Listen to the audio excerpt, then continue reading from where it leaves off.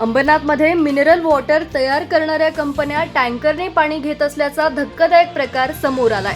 याबाबतचा Cloud9 आणि Bisleri कंपनीतला व्हिडिओ समोर आला असून MIDC तशा प्रकारे टँकरने पाणी घेण्यास परवानगीच नसल्याची माहिती MIDC अधिकाऱ्यांनी दिली आहे। त्यामुळे आता या कंपन्यांवर FDA आयुक्त तुकाराम मुंढे यांच्यासह MIDC कडून कारवाई होते का हे पाहणं महत्त्वाचं ठरणार आहे। अंबरनाथच्या आनंदनगर MIDCत Cloud9 कंपनी आहे। या कंपनीत पाण्याच्या बाटल्या आणि शीतपेये तयार केली जातात।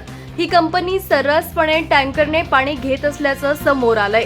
तर दुसरीकडे नवीन पाले MIDCतील बिस्लेरी कंपनी सुद्धा टँकरने पाणी घेत असल्याचा व्हिडिओ समोर आलाय।